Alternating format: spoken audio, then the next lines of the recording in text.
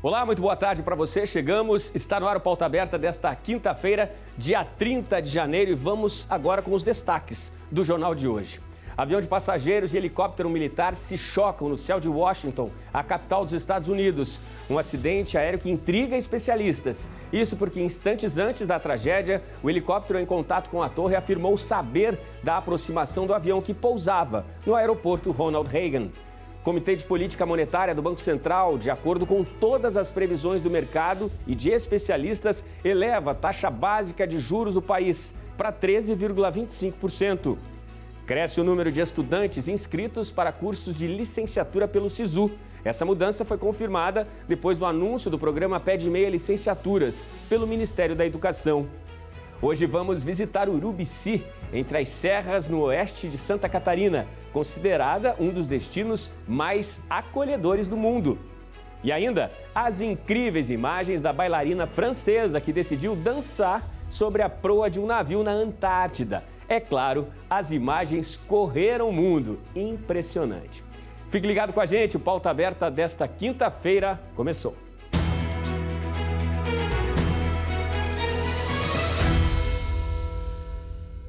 Na primeira reunião do ano, o Copom, o Comitê de Política Monetária do Banco Central, confirmou que já previa o mercado. Elevou a taxa básica de juros do país. A taxa Selic passou de 12,25% para 13,25% ao ano. Foi a quarta alta consecutiva na taxa básica de juros no país. A reunião de ontem, no finzinho da tarde, foi a primeira do ano realizada pelo Copom e a primeira feita com Gabriel Galípolo no cargo de presidente do Banco Central. Diante do cenário econômico atual, o Copom já sinalizou que poderá subir a taxa de juros em mais um ponto percentual no próximo encontro do comitê. É uma expectativa nada otimista aí para os próximos meses. A gente continua a falar de economia porque já faz alguns meses, que a famosa taxa das blusinhas foi implementada oficialmente pelo governo. Como esperado, houve queda no número de compras internacionais durante o ano de 2024. Porém, com o novo imposto, as arrecadações subiram mais de 40% e um novo recorde foi alcançado. A informação foi confirmada pela Secretaria da Receita Federal. De acordo com o órgão, o número de compras internacionais feitas por brasileiros teve uma queda de 11% durante uma comparação de 2024 com o ano anterior.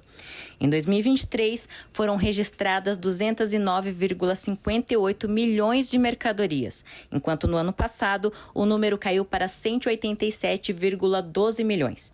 Mesmo com a queda de 11% nas compras internacionais, isso não impediu um crescimento de 40,7% em arrecadação quando comparado com o ano de 2023. Ao todo, o governo recolheu 2,8 bilhões de reais, um impressionante recorde que ajudou o país. E o governo está orientando a população sobre eventual contaminação do rio Tocantins, na região Nordeste. O repórter Lucas Marconsoni vem com as atualizações. O que você tem para contar para a gente, Lucas? Oi, Odilon. Muito boa tarde para você e a todos que estão nos acompanhando. Após o acidente na ponte Juscelino Kubitschek de Oliveira, localizada entre as cidades de Argianópolis, no Tocantins, e o Estreito, no Maranhão, no final de dezembro do ano passado, o rio Tocantins continua sendo monitorado. Em nota, o Ministério da Saúde orientou sobre os impactos à saúde humana, animal e ambiental da região. Entre as medidas, evitar a ingestão e contato direto com a água. Uma possível contaminação poderia afetar os múltiplos usos do rio e a subsistência de comunidades tradicionais indígenas, ribeirinhas e quilombolas, além de moradores da região. No desabamento, caminhões que transportavam agrotóxicos e aço sulfúrico também caíram no rio. A equipe dos serviços de saúde continuam monitorando a qualidade da água. Na economia, o preço do café vem dando dor de cabeça. O valor bateu recorde no ano passado e deve continuar pressionando a inflação em 2025. Ontem, o preço do café arábica alcançou o maior valor nominal desde 1977, ao fechar o dia cotado a quase $4 por libra-peso na bolsa. O consumidor sentiu a alta de 40% no orçamento doméstico. Tudo por conta das adversidades climáticas que afetaram as últimas safras e dos baixos estoques da indústria. E olha só que notícia curiosa, hein, Odilon? uma tela comprada por $50, cerca de R$290 na cotação atual, em um bazar de Minnesota, nos Estados Unidos, pode, na verdade, valer mais de $15 milhões, em torno de 88 milhões de reais. A supervalorização se deve ao fato de especialistas, incluindo conservadores, cientistas e historiadores, apontarem Vicente Van Gogh como o verdadeiro autor da obra. A obra foi encontrada em uma caixa com outras pinturas. A cena retrata um pescador de barba branca fumando um cachimbo enquanto conserta a rede de pesca. Entre as evidências que sugerem a autenticidade da obra, que teria sido pintado por Van Gogh, está um fio de cabelo ruivo preso à tinta. Um detalhe que especialistas consideram significativo para o processo de autenticação do artista, reconhecido por obras icônicas como Girassóis e A Noite Estrelada. É com você, Odilon. Até mais. Um achado incrível, né? Imagine-se se confirmada essa suspeita aí de que pode ser um Van Gogh. Imagina o quanto vai valorizar esse quadro. Curiosidades aí do mundo das artes, né? Bom, vamos aos Estados Unidos, porque já chega a 1,5 milhão o número de pessoas sob ordem de deportação. 38 mil são brasileiros. Novos números do Serviço de Imigração aí, após o início deste segundo mandato do presidente Donald Trump, né, no comando dos Estados Unidos. Este desenho atual, que consta nos registros do Serviço de Imigração e Controle de Alfândega norte-americano, revela apenas aqueles cidadãos não americanos que não estão presos. E os números atuais, no momento, são muito menores na comparação com o número estimado de ilegais nos Estados Unidos. Uma pesquisa realizada pela Pew Research Center de julho de 2022, 3 anos atrás quase, portanto, e divulgada em julho do ano passado, aponta que à época eram 11 milhões de imigrantes ilegais no país, 230 mil brasileiros. O Itamaraty, em Brasília, no ano passado, estimava que eram aproximadamente 2 milhões de brasileiros em condições ilegais nos Estados Unidos. São números que revelam um salto na comparação com a década anterior. Só no ano passado, quase 2 mil brasileiros foram deportados dos Estados Unidos. Advogados, especialistas em direito internacional, indicam que os 38 mil da lista atual, em tese, correm o risco de, a qualquer momento, serem detidos e expulsos do país. Na última sexta-feira, após a chegada de um voo com 88 brasileiros deportados e após a revelação de vídeos de pessoas algemadas e de declarações duras desses cidadãos brasileiros de maus tratos, de que em alguns casos teriam passado fome e até sido impedidos de utilizar banheiros, mostram um evidente descumprimento de ajustes diplomáticos combinados entre Washington e Brasília e trazem às mesas de discussão essas questões. Neste segundo mandato como presidente, Donald Trump afirmou que fará o maior processo de deportação de ilegais da história dos Estados Unidos. No entanto, para especialistas, não será possível nem para o presidente mandar para longe todos os ilegais. O Conselho de Imigração americano, o American Immigration Council, que defende os imigrantes, indica que o custo para prender, reter e deportar os 13 milhões e 300 mil imigrantes ilegais nos Estados Unidos chegaria a impressionantes 315 bilhões de dólares, ou aproximadamente 1 trilhão e 800 bilhões de reais. É um dilema para o presidente dos Estados Unidos, né, que fez essa promessa de garantir deportação em massa. No entanto, há esse problema dos custos, né? Como garantir essa promessa diante dos gastos que estão por vir com esse desafio que é deportar tanta gente? Sem falar nos incidentes diplomáticos, né? Na última sexta-feira, os maus tratos a tantos brasileiros que vieram deportados dos Estados Unidos. E os dias têm sido duros, né, nos Estados Unidos. Olha só, o fim da última quarta-feira foi marcado por uma tragédia. A colisão de um helicóptero militar com um avião de passageiros que se aproximava para pouso no aeroporto Ronald Reagan, em Washington. O avião civil era um Bombardier da American Airlines com capacidade para 65 passageiros. Vinha de Wichita, no Kansas, e estava muito próximo de um pouso em Washington. O helicóptero estava com 3 soldados em treinamento. E nas imagens que você vê agora, este é o momento do acidente. Um clarão no céu. Eram aproximadamente 9 da noite em Washington, 11 horas da noite no horário de Brasília. Equipes de busca foram acionadas com botes e helicópteros sobre o rio Potomac e ainda na madrugada tinham localizado 18 corpos. Não há informação de sobreviventes. O aeroporto de Washington foi fechado para pousos e decolagens. O presidente Donald Trump pediu orações. No total, 67 pessoas morreram vítimas do acidente sobre o rio Potomac, em Washington, que corta a capital. Todos os pousos e decolagens ficaram interrompidos até aproximadamente a 1h da tarde, horário de Brasília. O trabalho de localização dos corpos ocorre neste gelado rio, onde a temperatura na madrugada do acidente, logo depois do acidente, era de 4 graus abaixo de zero. Entre as vítimas estão patinadores norte-americanos que vinham de uma série de treinamentos lá no Kansas, na cidade de Wichita, e que também participaram de uma competição. Também morreu um casal de patinadores russos, campeões mundiais, e o filho deles. Uma pesquisa recente aponta que os britânicos não aprovam mais o Brexit. Eles consideram que foi um erro para o Reino Unido sair da União Europeia. Mais da metade dos britânicos pensa que o país deveria voltar à União Europeia, enquanto apenas 30% acreditam que o Reino Unido tomou a decisão correta ao deixar o bloco. Um referendo organizado no Reino Unido em 2016 levou à saída britânica da União Europeia com o apoio de 51,9% dos eleitores. A separação se concretizou em 31 de janeiro de 2020. 5 anos depois, menos de 1/3 dos britânicos acredita que o Brexit foi positivo para o país, de acordo com uma pesquisa do Instituto YouGov. Entre os britânicos que votaram a favor do Brexit, 18% acreditam que a saída foi um erro. Entre os maiores de 18 anos que não conseguiram votar no referendo de 2016 por serem menores de idade, o número chega a 75%. Depois de chegar ao poder em julho, o primeiro-ministro Keir Starmer prometeu reiniciar as relações com a União Europeia e, em outubro, realizou uma visita à sede do bloco em Bruxelas, a primeira de um premier britânico desde 2020.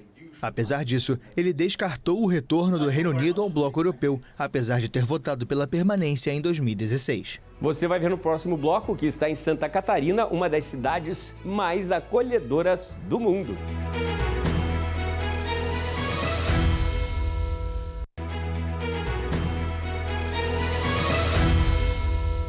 Estamos de volta para este segundo bloco. Você que sempre está nos acompanhando, muito obrigado pela sua companhia.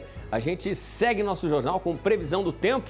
Mais chuvas para a região sudeste, as chuvas no Rio de Janeiro desta quinta-feira continuam amanhã, sexta, de acordo com o Instituto Nacional de Meteorologia e o Sistema Alerta Rio. Segundo o INMET, há riscos de corte de energia elétrica, queda de galhos de árvores, alagamentos e descargas elétricas. Esta semana, a capital fluminense estreou um novo sistema de alerta que usa a tecnologia Cell Broadcast, desenvolvida pela Defesa Civil Nacional.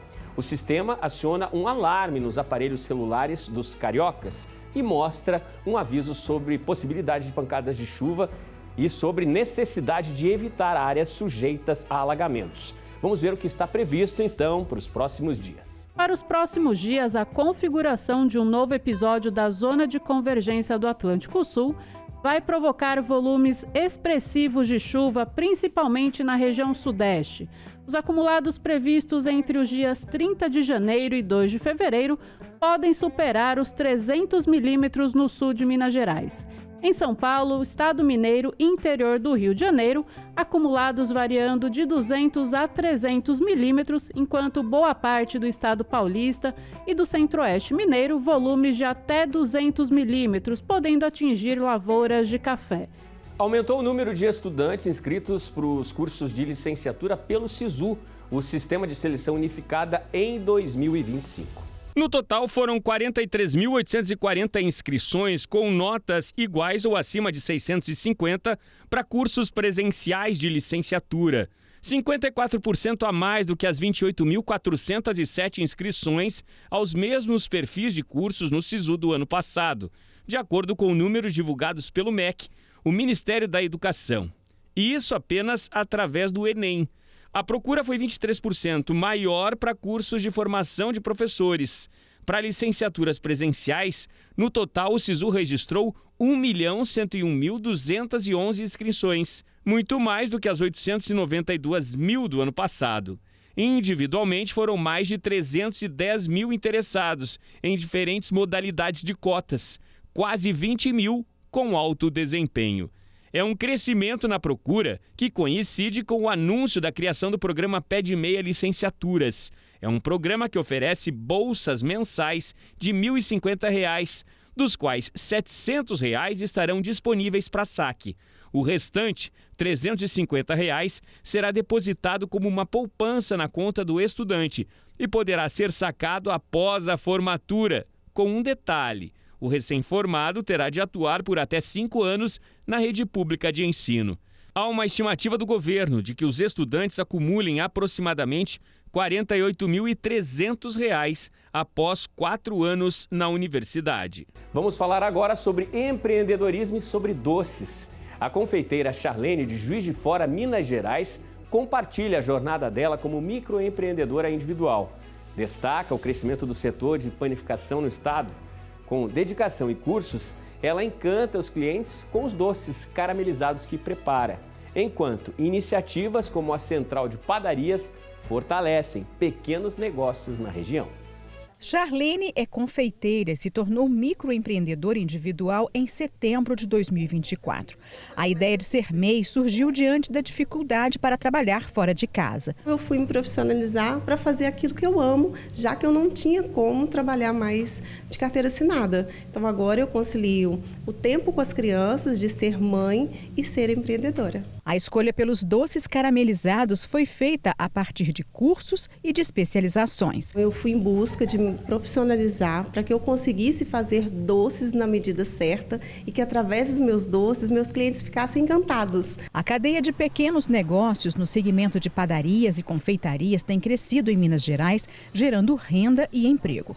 O estado tem 28.100 pequenos negócios nesse setor, sendo 63% de microempreendedores individuais, como a Charlene, e 31% de microempresas. Dados da Receita Federal revelam que em 2024, Minas Gerais registrou uma média de mais de 400 padarias abertas por mês em todo o estado, um aumento de quase 12% em relação a 2023, que já foi um ano excelente para o setor de panificação e confeitaria. Aqui em Juiz de Fora, por exemplo, o número de empresas passou de 165 para 172. Everaldo é presidente da FIENG, Zona da Mata, Federação das Indústrias do Estado de Minas Gerais, e do Sindipan, Sindicato de Panificadores e Confeiteiros de Juiz de Fora. Ele destaca os cuidados que devem ter os que já estão no setor e os estreantes para se manter no mercado e ter lucros. E a padaria hoje oferece vários serviços, não só o pãozinho de cada dia, mas como serviço, como almoço, café da manhã. Então o setor tem oferecido aos seus clientes conforto e facilidade aos clientes. Então, isso tem feito o setor reagir. O Sebrae oferece cursos e orientações aos empreendedores que apostam no setor de panificação e confeitaria e dá dicas importantes. Está antenado no que acontece no mercado, para isso você vai ter que estudar, você vai ter que se aperfeiçoar, buscar novas técnicas, novas tecnologias, né, inovar em alguns momentos para que você continue sempre atuando e mantendo o seu mix no mercado e atuando de forma que dê o resultado para a sua empresa, né? Tarcísio destaca o sucesso do projeto Central de Padarias, iniciativa que envolve cerca de 30 empresas, deu certo em Juiz de Fora e pode ser aplicada em outras regiões do Brasil. Uma central de negócio, a gente reúne um grupo de empresários, normalmente do mesmo segmento, para que juntos eles possam, por exemplo, comprar insumos para para as suas atividades. Comprando juntos, eles conseguem reduzir custo. Conseguindo reduzir custos, eles conseguem ficar mais competitivos no mercado, né? Ou reduzir preço ou melhorar a margem deles do produto que eles já estão comercializando. Importantes, né, as possibilidades que o Sebrae oferece aí a tantas pessoas na área da panificação, e a gente acabou de ver na reportagem, né, que quem mostra criatividade, quem se movimenta nesse mercado tem mais chances de inovar e de chegar ao sucesso. Muito legal. De Minas Gerais, nós vamos para o interior de Santa Catarina. Cidade Tesouro, na Serra Catarinense, está entre os destinos mais acolhedores do mundo no ano de 2025. O município de Urubici, na Serra de Santa Catarina, famosa como Cidade Tesouro, é o único do Brasil na lista dos 10 destinos mais acolhedores do mundo em 2025, segundo uma premiação anual da plataforma de viagens Booking.com, conhecida pela neve, temperaturas negativas no inverno e pela charmosa atmosfera serrana. A cidade fica a 167 quilômetros da capital, Florianópolis, e aparece pela primeira vez neste ranking anual da Booking.com. Agora eu quero dar uma olhada com vocês nos destinos escolhidos como os mais acolhedores do mundo neste ano de 2025. Acompanhe aí Cazorla, na Espanha, Chester, no Reino Unido, Koh Lanta, na Tailândia, Manizales, na Colômbia, Orvieto, na Itália, Quedlinburg, na Alemanha, temos mais aí na nossa lista, Sigiriya, no Sri Lanka, Augustine, nos Estados Unidos, Taupo, na Nova Zelândia e a cidade brasileira Urubici, na Serra Catarinense, Brasil. Destinos especiais aí para quem gosta, né, de um cenário lindo e convidativo e acolhedor, não é mesmo? Agora nós vamos para imagens impressionantes, hein, gente? A bailarina francesa Victoria d'Aubervilliers viralizou nas redes sociais depois de dançar um local inusitado, a ponta da proa de um navio, na Antártida. O vídeo gravado pelo namorado dela já ultrapassou 3.900.000 visualizações e acumula mais de 165 mil curtidas. Segundo a bailarina, a Antártida representou um recomeço, uma página em branco em todos os sentidos. Depois de anos em um ambiente tão competitivo como o da dança, ela sentiu a necessidade de se reconectar com a criatividade pura e com a natureza, afirmou a bailarina. O namorado dela destacou que sabia que as condições seriam desafiadoras para todos, mas que se conseguissem realizar a gravação, o resultado seria impressionante, é o que a gente vê nas imagens, né, da bailarina dançando na proa desse navio no continente gelado. Muito, muito legal, impressionante, imagens que ganharam muito. E o Pauta Aberta desta quinta-feira termina aqui. Muito obrigado pela sua companhia. Temos novo encontro marcado para amanhã, de tarde, aqui na TV Evangelizar. Até lá!